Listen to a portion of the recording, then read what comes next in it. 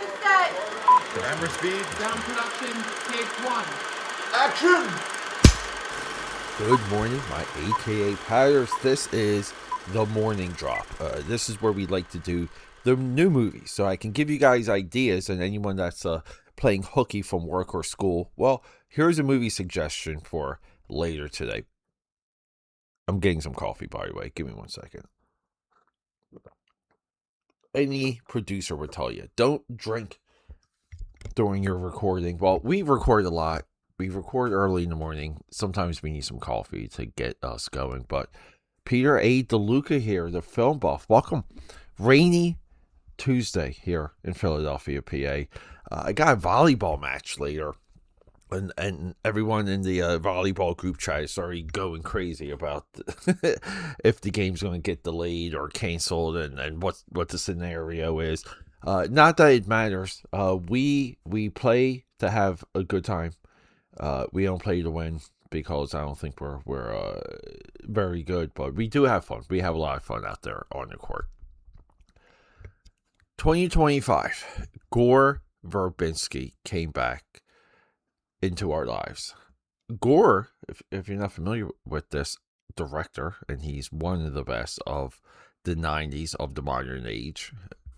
We know him from the 1996 The Ritual, but The Cure for Wellness 2016. And I want to get into the box office for this movie real quick. The movie cost $40 million and they made $26 million.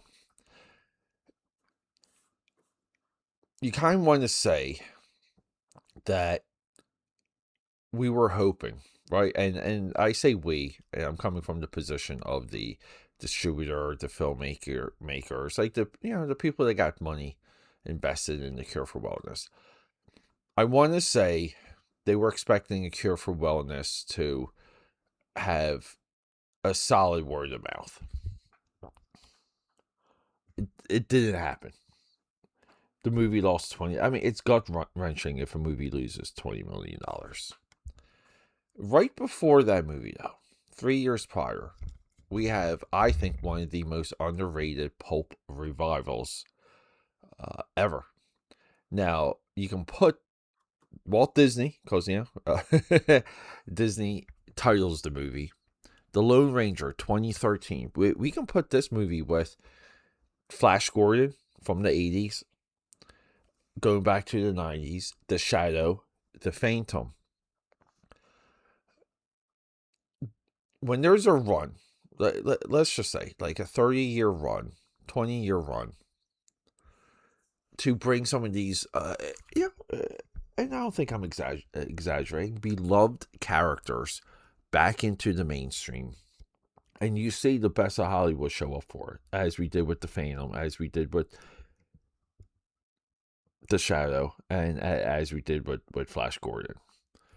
The Lone Ranger cost, $250 million. It made that back slightly. When we roll in all the other expenses of marketing, so on and so forth, The Lone Ranger is a loss. But here's the thing. When you make a movie that expensive, it's tough to make your money back unless the movie has got to pop. But like it had Armie Hammer, who was on the rise back then, and Johnny Depp. Johnny Depp was headlining the movie. And Johnny Depp as Tonto, and that whole train sequence. I loved the train sequence in The Lone Ranger. The movie just seemed to sputter, fade away. Lots of bad press.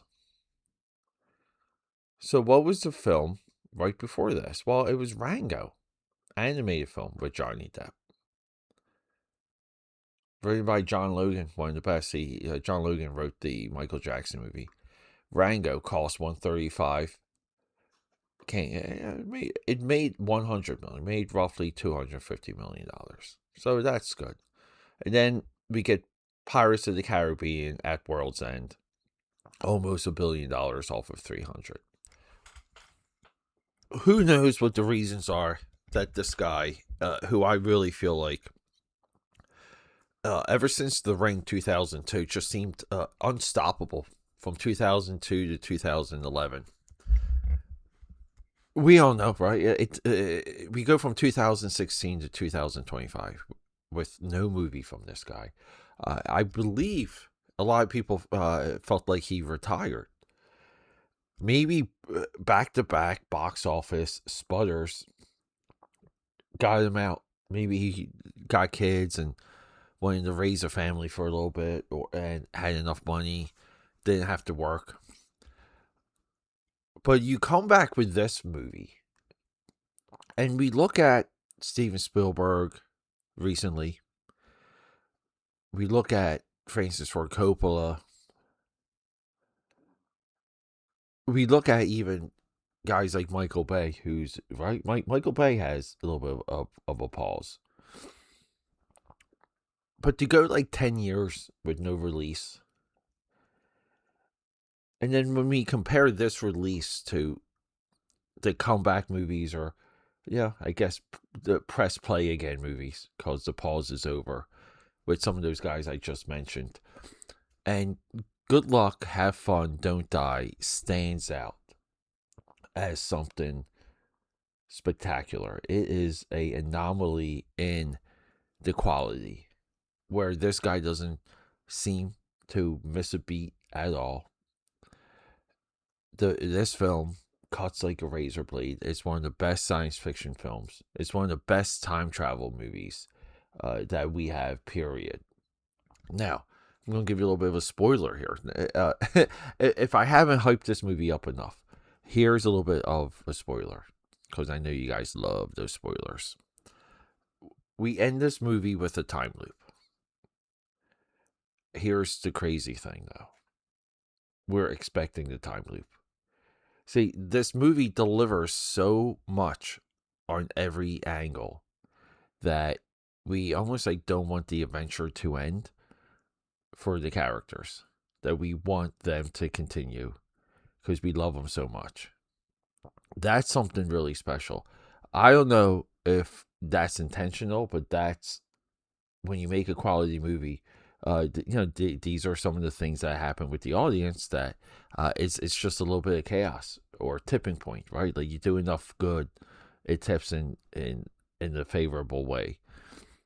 I think this movie's great. The visuals at the end are just fantastic. At the end of the movie, they hunt down, I guess we can call it the source, if because we're always using Matrix terms here, but they hunt down the source, and they have to get to someone who's programming computers and algorithms, and when we see that, it's incredible.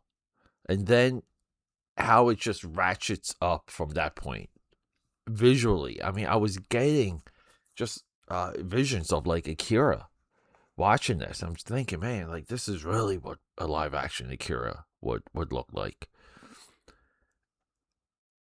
I think this is one of, I mean, I don't even know what is the box office for this movie. This movie made he made for 20 million, and this movie feels like $100 million movie, and box office wise, it made only 9 million. So this is like a third drop for one of the best directors that we have, who, to be fair, and I don't know why people just don't get it, but the Pirates of the Caribbean trilogy, Curse of the Black Pearl, Dead Man's Chest, At World's End, it's one of the best through line trilogies that we have. Maybe second or third all time trilogy, just because the tone, I think, is equal more to the original Star Wars. Like Star Wars falls off with Return of the Jedi. This is better than the Dark Knight trilogy. This is better than the Matrix trilogy. Like, it's 100% there, and people just play dumb about Dead Man's Chest and At World's End. But AKAPADers, if you care about the health of science fiction, that's not Ryan Gosling and Hail Mary, but just like big ideas, and they're just, you get the breadcrumbs as you're watching the movie, and you learn a lot of the rules, and you're educated, and you get the world that we're in, and it's really just a world that sticks with you. You want more of. I hope this movie never gets a sequel. In a way, like true science fiction films, I'm hoping this film doesn't pop on stream, because I think just for the film buffs and the film goers and the science fiction fans, like sometimes we just need movies that we know nobody's ever seen. That's harder to do today with the world we live in, with the streaming world. But yeah, AK Powders, what a shocking, amazing, fun, wild movie that also stars Zazie Beetz. We gotta do the shout out for Juno Temple. She's great in this. Haley Lou Richardson, incredible. Michael Pena is awesome, and then Sam Rockwell, that just gives one of his all time wacky performances. Don't sleep on this one. I cannot recommend Good Luck, Have Fun, Don't Die by one of our premier filmmakers, Gore Verbinski. I can't recommend this movie enough. I love you guys. Happy film buffing. Rock and roll. Bye. Okay, that's a wrap.